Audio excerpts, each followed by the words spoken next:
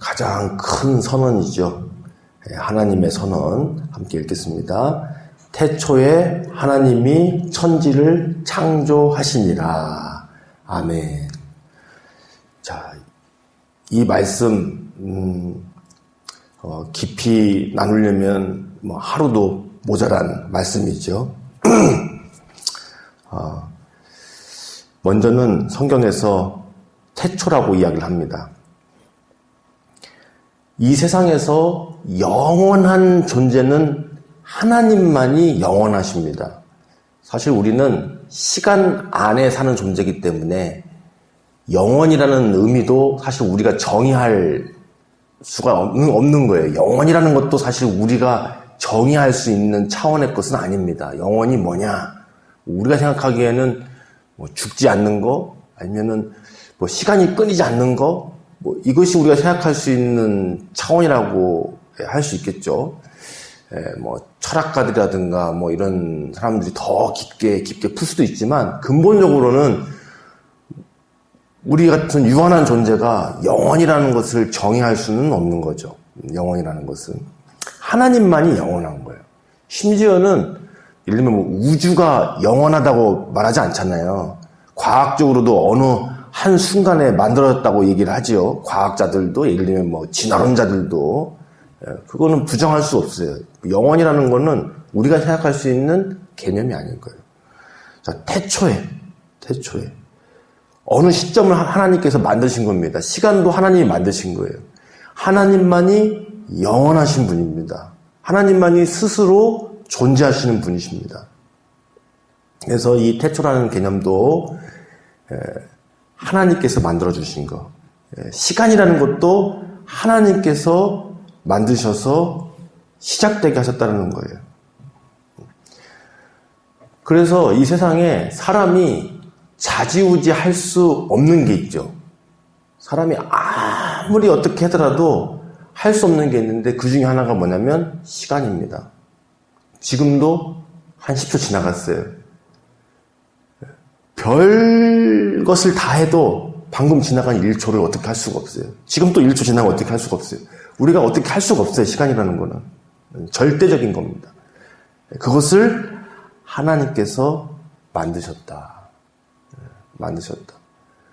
영화에 아무리 공상 과학 영화가 나오고 어떤 이론이 있고 뭐가 있다고 해서 과거로 갈 수 있다는 등 어떻게 하는 등 가능성이 있다는 등 시간이라는 것은 절대적인 것이다. 그런데 하나님께서 그것을 만드셨다. 우리는 그 안에 살아간다는 거죠.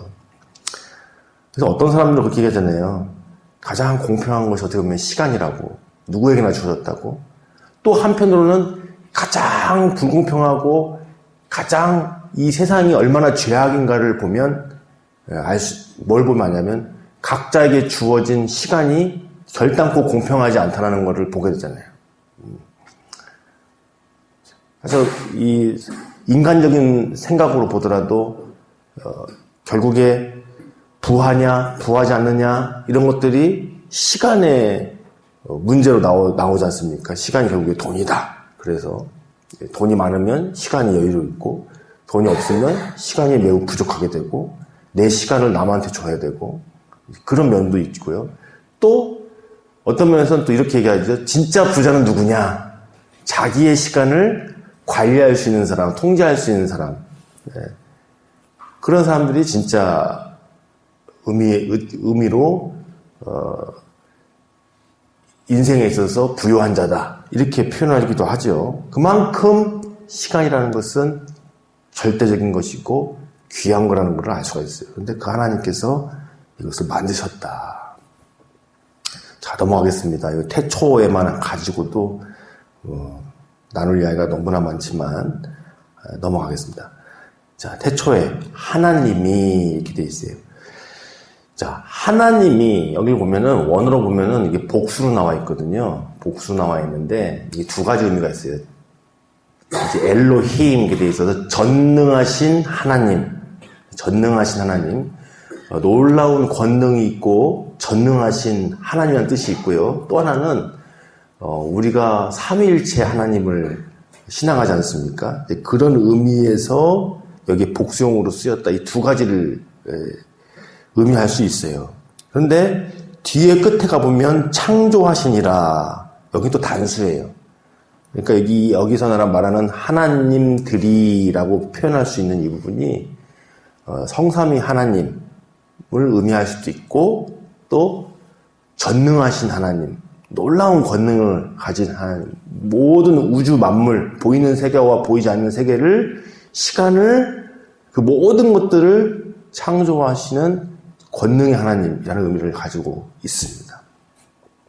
그래서 그 하나님이 태초에 시간을 만드셔서 천지를 창조해 주셨습니다.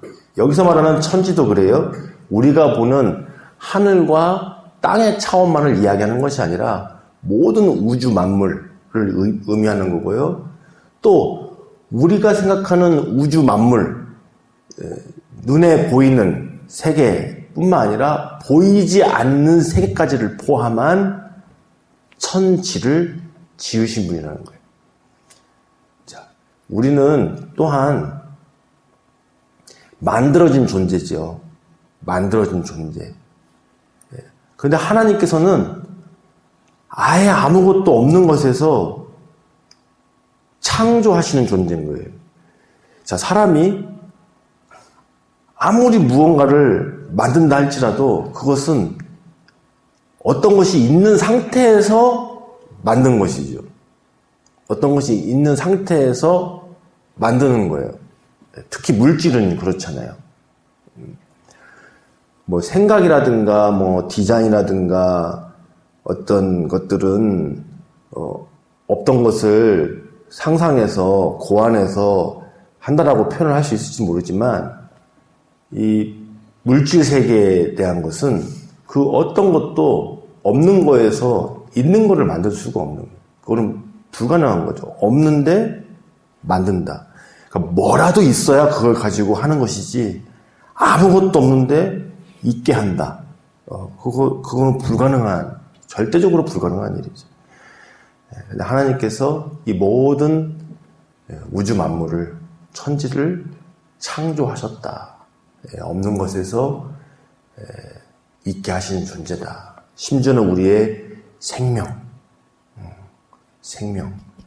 사람의 영뿐만 아니라 이 세상에 있는 모든 생명 있는 것들을 만드셨다는 거. 그래서 하나님께서 시간도 또 이 모든 우주 만물도 보이는 세계와 보이지 않는 세계까지도 만드셨다라고 성경은 선언하고 있습니다. 그래서 우리는 이 선언 앞에서 우리가 얼마나 유한하고 또 하나님께서 빚으신 존재인지를 깨닫게 되고 또 하나님께서 또 얼마나 크신 분이신가 그것을 우리가 바라보게 되어집니다. 그리고 이제 창세기에서 바로 이 하나님께서 이 놀라운 우주 만물과 시간을 창조해 주신 이유가 그 하나님의 영광을 나타내기 위함이고 또 그 하나님의 놀라운 영광을 특별히 이 사람을 창조하셔서 사람을 하나님의 형상으로 빚으셔서 이 모든 세상 가운데 충만하게 드러내려고 하셨다. 그 하나님께서 사람을 사랑하시고 복 주셔서 이 모든 창조 세계에 충만하게 나타나려고 하셨다라는 이야기를 창세기가 하고 있다는 거예요. 그런데 그것을 행하신 분이 누구시냐면 이 모든 이 세계를 지으신 분, 시간이라는 것을 시작하게 하신 분, 바로 그분이라는 것이죠. 마지막으로 짧게 첨언하자면 창세기는 결국 모세가 하나님께부터 받아서 쓴 것이고 이 창세기가 쓰여진 시점은 결국에 모세 때잖아요. 출애굽한 히브리 백성들이 하나님의 나라를 이제 세워가는 애굽에서 나와가지고 하나님을 만나고 또 하나님의 백성으로 살아갈 때에 하나님이 누구신가를 알아가기 위하여서, 구체적으로 알아가기 위해서 모세를 통하여서 계시된 말씀이 쓰여진 것이죠. 이제 물론 그 전부터 조상 아브라함 때부터 계속해서 구전으로 내려오는 하나님의 말씀이지만 모세가 더욱더 하나님께로부터 계시를 받아서 쓰여진 것인데, 바로 그 하나님이, 그 여호와 하나님이 어떠한 하나님이시냐. 애굽에서 그 수많은 이 세상의 우상들 중에 하나가 아니라 정말 이 세상을 지으신 분이시다. 진정한 창조주, 참 신이시다라는 것을 선언하는 그런 내용이라는 것도 우리가 또 참고를 하면 좋겠습니다. 기도하시겠습니다. 살아계신 하나님, 시간과 모든 우주 만물과 이 세상의 모든 존재들, 생명과 호흡, 눈에 보이는 것과 보이지 않는 그 모든 것들을 이 세상에 있게 하신 진정한 창조주이십니다. 우리 유한한 존재가 영원이라는 것을 어떻게 가늠할 수도 없고, 또 이렇게 물질의 세계 속에서 육신을 입고 사는 우리가 그 한이 없는 하나님을 생각하는 것조차 가늠할 수가 없음을 고백합니다. 하나님께서 우리를 사랑하셔서 그 하나님을 알게 하시는 놀라운 복과 은혜를 주셨습니다. 우리가 이 큰 은혜, 사랑을 조금이라도 더 알게 하여 주시고, 그 놀라운 권능의 하나님, 시간과 모든 세계와 모든 생명과 이런 것들을 창조하신 주님을 더 깊고 풍성하게 알게 하여 주옵소서. 이 하나님께서 오늘 우리 가운데 찾아오셔서 함께 하여 주시고 우리와 동행하시며 우리를 보호하신다는 것을 믿고 날마다 주와 함께 거닐게 하여 주옵소서. 예수님의 이름으로 기도드리옵나이다. 아멘. 함께 기도하시겠습니다.